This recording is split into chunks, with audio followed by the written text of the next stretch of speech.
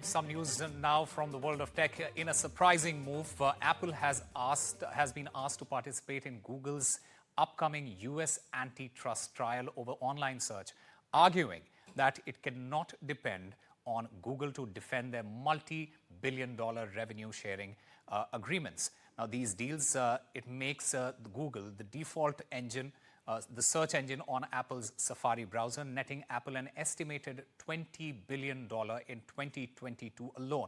Now, Apple's lawyers, they say that the company has no plans to build its own search engine and will call witnesses in the trial scheduled for April. Now, prosecutors, they are expected to push for drastic measures against Google, including the potential sale of its Chrome browser or Android OS to restore competition in the online search market. My colleague Sharath Nair brings us all the details. So let's start with a very brief context. I won't be quoting or paraphrasing, but back in August of 2024, in a US court, Honorable Amit P. Mehta ruled that Google has been illegally exploiting its market dominance, and it is doing so to kill, squash competition and thereby stifle innovation. Now, in my personal opinion, it was a big deal for three major reasons. One, Google or Alphabet, it is one of the world's largest companies, and of course, they're innovators as well. Two, the Google search engine in question, it processes nearly 8.5 billion search queries every day. Third, Google is more than just a service, it is a verb. You know how, like you say, Google NDTV for the latest news from across our planet. I mean, from a global perspective, Google is the default, even on Apple iPhones across most geographies. And that is where Apple enters this story, because Apple has asked to participate in Google's upcoming US antitrust trial over online search. Two things to note here. This is business.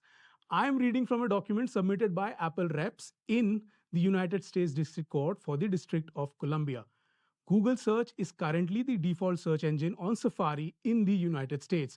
Now, this means that when a user enters a question or a query into the address bar, Safari searches on Google by default. But users can, of course, change that default by choosing an alternative like Yahoo, Microsoft Bing, DuckDuckGo, or Ecosia. But secondly, most importantly, in exchange for distributing Google search on Apple devices, Google shares with Apple a percentage of the revenue generated from Apple users, their search queries. In 2022, Google paid Apple roughly $20 billion under this deal. Like I said, this is business. In the petition, Apple has expressed interest in calling witnesses to testify under an oath because, according to Apple and Google, they're not competitors. Apple won't compete in the search engine space now or in the near future. In fact, they're stepping in because Google can no longer adequately represent Apple's interests. Honestly, I personally feel like Google is in a very tight space. Search, after all, search, it is the epicenter of everything else that Google does. And on the day of the trial, prosecutors will be highlighting multiple steps that Google will be made to take. The two most painful ones being selling Chrome browser and Android. Of course, Alphabet, Google's parent company, is doing everything it can to shine a light on what they're saying is the premise of this case. Exclusive deals, like the one they have with Apple, Google might end such deals in the future. They might even not enter agreements with Android smartphone manufacturers to require, setting Google as the default search engine for using these phones. But in any case, the US Department of Justice versus Google case might even end up changing how we talk every day. So let me start by saying, why search? Just type ndtv.com on your browser, or actually get our app to stay updated about developments in this case.